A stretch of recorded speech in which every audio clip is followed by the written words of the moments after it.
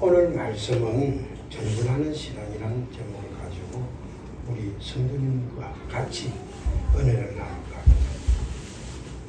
오늘 주인공은 바울입니다. 바울의 처음 신앙생활은 율법 안에서 문자적으로 의를 추구하는 열심을 가졌던 자입니다. 쉽게 말해서 문자적이라는 것은 그 속에 구원이라는 역사도 없고 또 하나님의 능력이 없는 성령이 없는 그 상태를 이야기합니다. 신앙은 있어요. 우리 기독교를 믿지 않는 사람들도 그들 나름대로의 신앙은 있어요. 처음 바울 사도는 그런 형태였어요. 그러나 그 다음 그리스도 예수를 만난 후부터 그분에게는 참 보아인 복음이라는 것이 들어갔기 때문에 많은 변화가 일어났어요.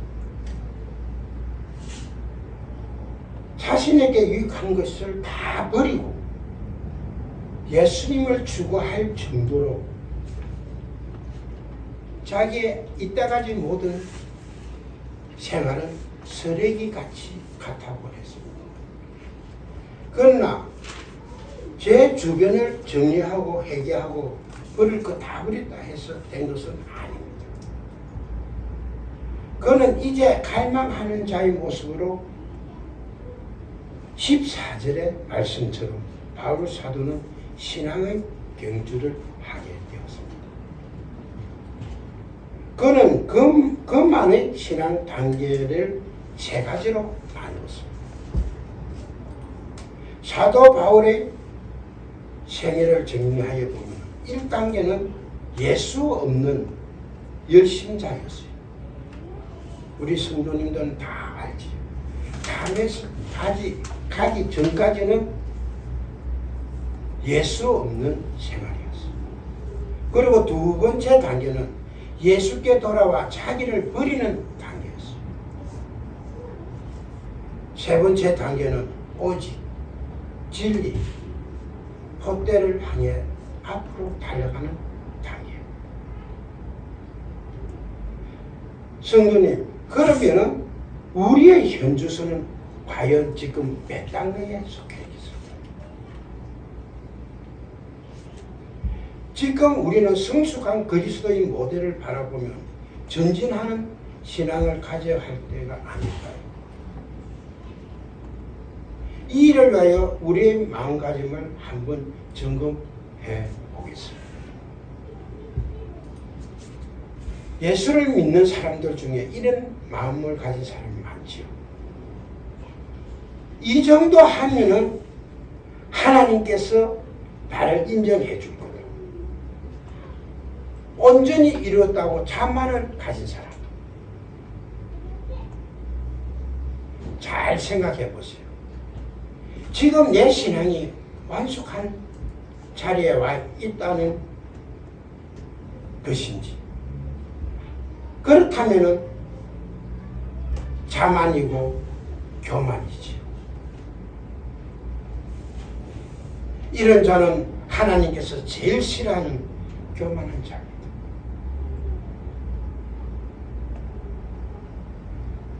우리가 이 당시에 바울 사도는 어떤 자입니까? 성경이 여러 곳에 나왔습니다. 특히 빌립보서 3장 5절 6절 말씀에 보면은 한번 볼까요? 자, 다 같이 합독하도록 하겠습니다.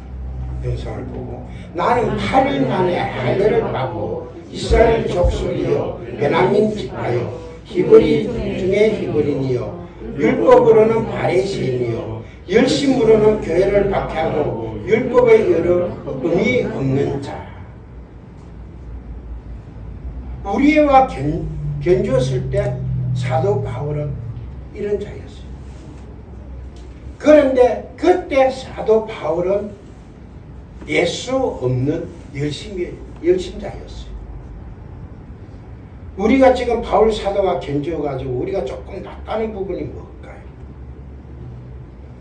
단지 예수님을 조금 알고 있다는 것뿐입니다. 학식이나 모든 면에 있어서 특히 자기 뒷 배경은 우리가 가히 상상도 할 수 없을 정도로 우리가 차이나는 사도 바울입니다. 바울이 순교는 AD 67년에 했습니다. 그 전에 이 말씀을 기록한 것이 5, 6년 전인 AD 61년에서 이 서신을 쓰면서 내가 이미 얻었다 함도 아니요 온전히 이루었다 함도 아니라 오직 내가 그리스도 예수께 잡힌 바 된 것을 잡으려고 쫓아가노라. 형제들아 나는 아직 잡은 줄로 여기지 아니하고. 이 말씀을 기록할 때도 바울 사도는 예수님을 확실히 안다고 이야기를 안 했습니다. 예수님을 잡았다 이야기도 안 했습니다. 잡으러 간다 그랬어요. 그가 아직 잡은 줄로 여기지 아니한다면 오늘날 우리야 어느 정도에 이르렀다고 볼 수 있습니까? 스스로 한 번쯤 점검해 보세요. 자기는 이 성경 말씀을 기록할 때까지도 예수님을 제대로 알지 못하고 예수님을 잡았다고 인정치 않은 그 시간입니다.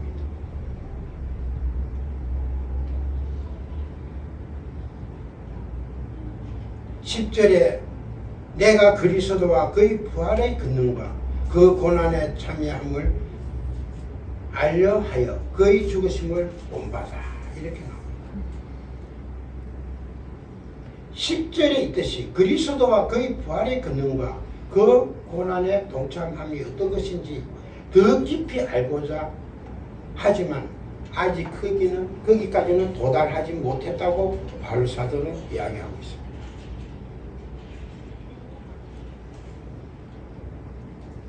영적으로 자만해 있는 그리스도인은 이미 후퇴의 길로 들어선다고 말하고 싶습니다. 이것이 우리의 현주소예요. 오늘 말씀에 소아시아 7교회 중 한 교회를 한번 우리가 살펴보겠습니다. 우리가 다 라오디게아 교회를 다 아시지요. 그 교회는 어떤 교회입니까? 비서지근한 교회였어요. 덥지도 아니하고 차지도 아니하면 내 입에서 그를 토해내겠다고 하신 그런 교회. 그러나 오늘 17절에 보면은 나는 부자라 부유하여 부족한 것이 없다라고 생각했지만 주께서는 그들의 영적 상태를 말하시기를 내가 공고한 것과 가련한 것과 가난한 것과 누먼 것과 발가벗은 것을 알지 못하는 도다. 거기 있는 모든 성도들이 그런 형태예요. 자기가 영적으로 발가벗고 또 영적으로 눈멀고 가난한 것을 알지 못하기 때문이에요. 요한계시록 3장 17절에 그 말씀이 있습니다. 영적 자만감이 성도에게 얼마나 무슨 실패의 결과를 초래하는지 우리는 알아야 돼요. 그래서 하나님께서 교만을 제일 싫어하고 우리에게 자만하지 마라. 교만하지 마라. 그리스도를 알고자 하여 보다 깊은 관계를 위해서 계속 정진하고 있는 바울 사도가 어떤 것인지. 바울 사도는 사도적 지위나 권위에 있어서 복음 전도에 있어서 이미 완숙한 단계에 있지만 그는 아직도 완성에 이르지 아니한 줄로 안다고 이야기했습니다. 진실로 문자대로 완전한 그리스도의 모습은 우리의 육체가 다 하고 주님 앞에 변화된 몸으로 설 때나 가능하다는 것을 이야기하고 있습니다. 그러나 그 완전을 향해 현재 영적 생활이 온전치 못함을 느끼고 날마다 앞으로 향해 뚜렷한 단계 목적을 향해서 전진한다고 했습니다. 이 전진을 위해서 우리는 어떤 행동을 취해야 되는지 한번 살펴보겠습니다. 13절에 바울은 뒤에 있는 것을 잊어버리라고 말씀하셨습니다. 옛것이나 뒤에 있는 것을 다 버리고 잊어버리라 했습니다. 어느 계기에 신앙적 결단을 하고 이미 뒤에 것이나 또 뒤에 있는 모든 것을 자기에게 유익되는 것이라도 다 버리고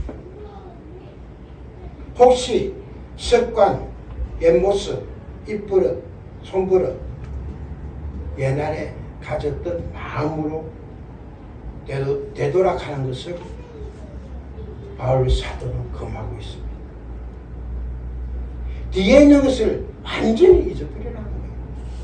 실수도 칭찬받던 일도 잊어버리고 과거에 내가 어느 교회에서 무슨 직분을 가지고 어떻게 하고 어떻게 해서 그 교회에서 내가 없으면 교회가 제대로 돌아가지 않는다는 그 자만심을 가진 것도 다 잊어버려야 합니다.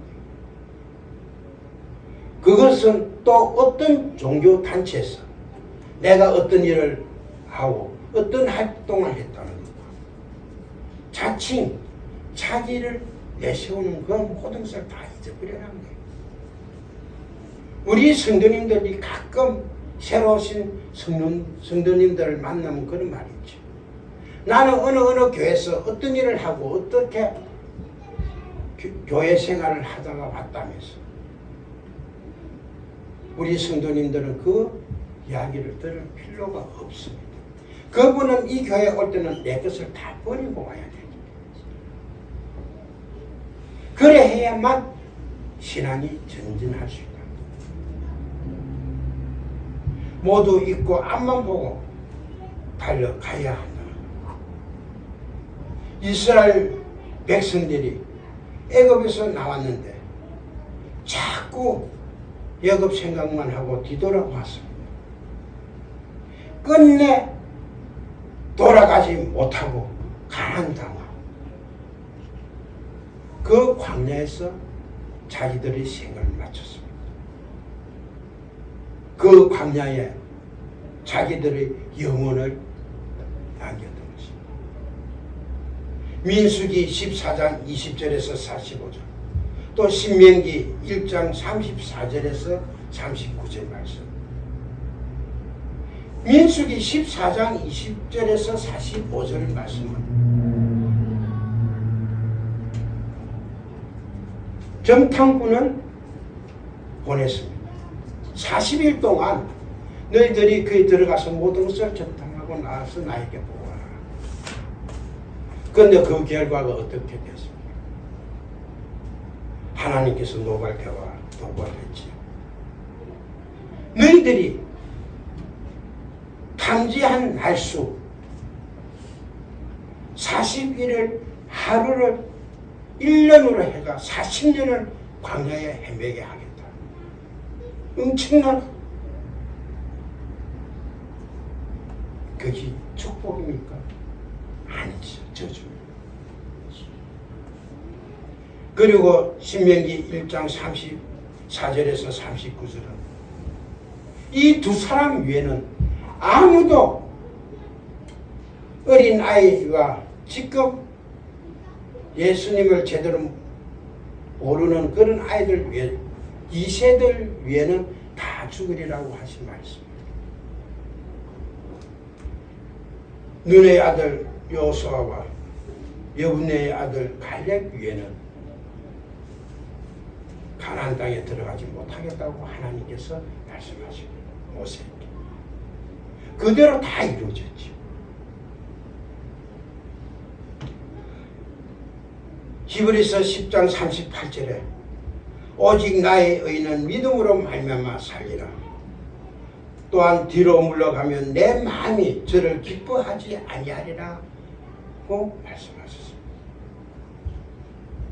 히브리서 10장 39절에는 우리는 뒤로 물러가 침륜에 빠질 자가 아니요 오직 여호와를 구원하며 이르는 믿음을 가진 자라고 말씀하시고 뒤에 것을 완전히 잊어버리라고 우리에게 몇 번이나 당부하셨습니다. 일단 교회에 성전에 들어오면 적게 생각해서는 집에 두고 온 모든 것을 잊어버리게 돼요. 그리고 헛되를 바라보고 전진해야 헛되를 향하여 나가려고 했습니다. 사랑하는 성도님, 성도님의 영적 촛대 곧 골하이는 무엇입니까? 성도님들은 분명히 아실 것입니다. 그것이 바로 예수 그리스도이다. 축구 선수들은 골 안에 들어가서 골을 넣는 것이 최종 목적이지만 우리는 끝까지 달려가면 예수 그리스도가 계신다는 사실 꼭 아시고 사람도 아니요 성공도 아니요 물질도 아니라는 사실을 꼭 기억하시기 바랍니다. 우리 부동의 촛대는 오직 예수 그리스도 한 분뿐이라는 사실. 또 상을 바라보고 전진하라고 하죠. 바울은 그리스도 예수 안에서 하나님이 위에서 부르신 복음의 상을 위하여 쫓아가노라 14절에 말씀하셨죠. 경주자에게는 반드시 상급이 있습니다.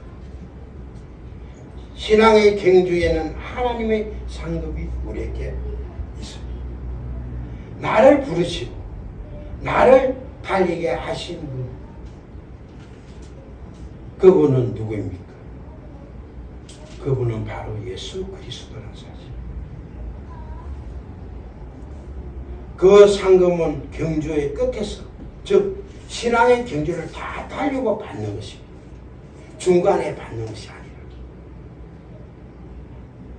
부르심을 받은 당신에게 상이 있음을 알고 또 믿고 끝까지 달려가는 성도가 되시기를 간절히 축원드립니다. 아멘.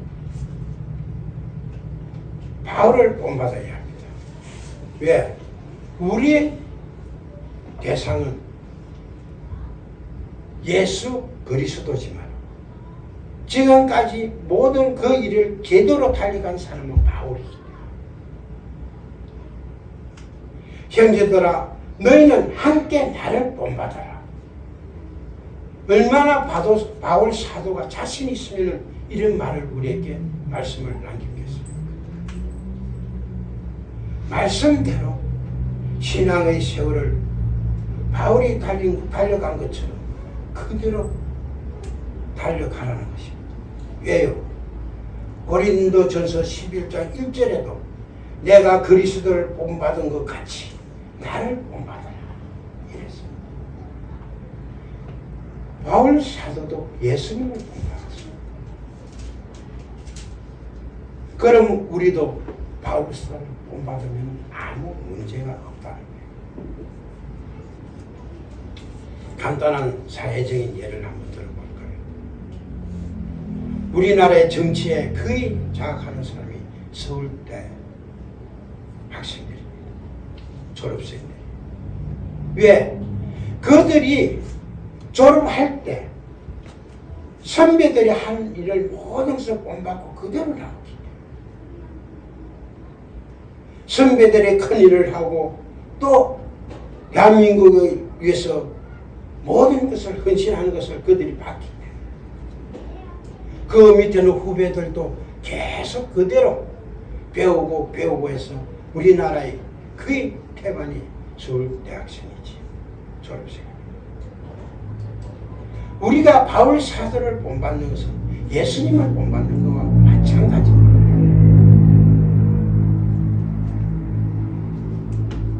예수님을 본받기 위해서는 우리가 예수님의 행적에 대해서는 바울 사도만큼 많이 알지 못하기 때문에 바울 사도의 본을 받으면 확실하게 천국 문을 두드릴 수 있습니다. 지금 여러 사람들은 신앙인이었던 사람들이 그리스도를 대적하는 사람들이 많습니다. 전도사님 한 번 전도 나가면 그런 말이 많지. 나도 옛날에 무슨 교회 다녔다. 그러나 지금은 안 간다. 그 이유는 다 아실 겁니다. 이게 무슨 말입니까? 주님을 따라가야 할 사람들, 주님을 목표로 삼고 자꾸만 달려가야 할 신앙인들이 변질되어서 주님께 반대되는 길, 십자가의 공로와는 적대되는 행위를 한다는 사실입니다. 바울은 그래서 빌립보 교인들에게 내가 여러 번 말하였거니와 이제도 눈물을 흘리며 말하노니 18절에 나옵니다.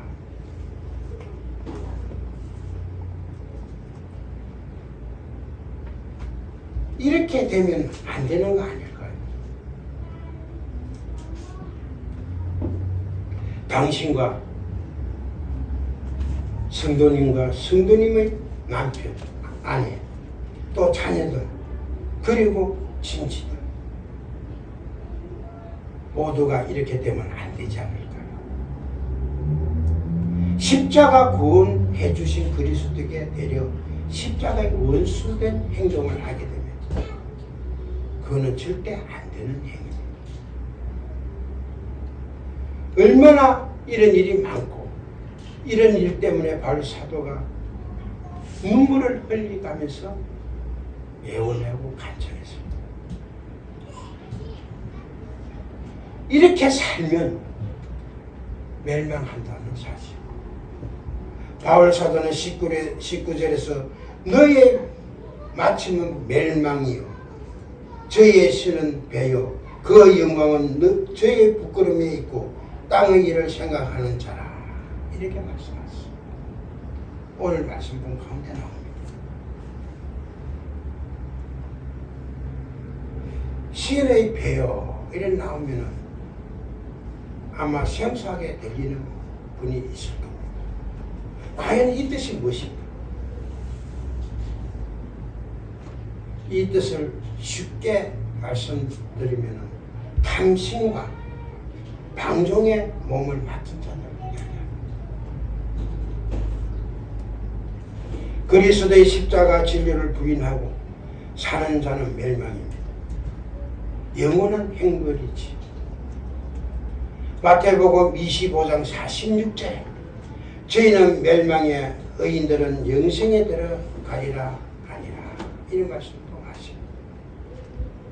또한 그 영광은 저의 부끄러움에 있다고 말씀하십니다. 멸망받을 행위를 하고서는 오히려 그것을 자랑한다는 말이지. 얼마나 안타까운 일입니까? 그러나 그 행위 때문에 반드시 부끄러움을 당할 때가 오고야 맙니다. 십자가의 원수로 행하는 자는 땅의 일을 생각하는 자입니다.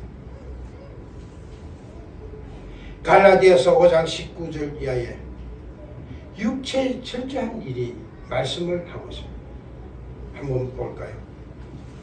갈라디아서 5장 19절 유행, 음행, 호색, 더러운 것, 우상숭배, 술수, 원수 맺는 것, 분쟁, 시기, 분냄, 당 짓는 것, 불리함, 이단, 투기, 술취함, 방탕병입니다. 신앙의 경주자는 이런 행위를 해서는 아니 된다는 거예요. 우리는 어찌 살아야 할지 성령의 도우심을 받아 육체의 현저한 일을 이겨낼 수 있다는 사실. 이 세상에서 본받을 만한 인물은 오직 주님밖에 없다는 사실을 꼭 기억하시기를 바랍니다. 우리의 시민권은 하늘에 있음을 오늘 말씀하고 계시지. 20절에 오직 우리의 시민권은 하늘에 있는지라 거기로서 구원하는 자 곧 주 예수 그리스도를 기다리느니라 했습니다. 하늘의 시민권을 가진 자는 낮에나 밤이나 나를 구원해 주신 예수 그리스도를 기다리는 삶입니다. 이것이 재림을 믿고 증인되는 길입니다. 증인이 되는 게 쉽지가 않습니다.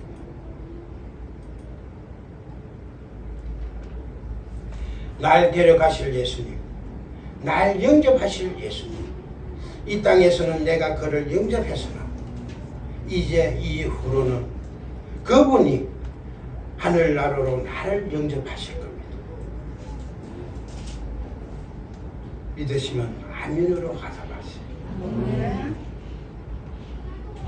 과연 예수님께서 우리를 하늘나라로 영접하여 그 영접의 대상이 되는 우리 성도님들이 다 되시고 한 명도 나오자나 챙기지 않도록 축원합니다. 오늘의 결론은 전진신앙을 통해서 주 안에서 서야 합니다. 3장 20절에서 4장 1절에 있지. 바울은 빌립보 교인들에게 나의 사랑하고 나의 사모하는 형제들, 나의 기쁨이요 멸류관인 사랑하는 자들아, 이와 같이 주 안에 서라. 분명히 말씀하셨습니다. 그렇습니다. 우리 모두 주 안에 굳게 서야 합니다. 이같이 우리 성도들이 그리스도 안에서 행하고 성령 충만으로 살 때 그것은 바로 주님의 기쁨이요. 교회 안에서는 우리 담임 목사, 목회자의 기쁨이요. 성도의 기쁨이요. 멸류관입니다. 성도들이요. 주 안에서 흔들리지 말고 바울이 달려간 신앙의 경주처럼 앞만 보고 달려가서 모두 천국으로 들어가는 성도가 되시기를 간절히 축원드립니다. 찬송가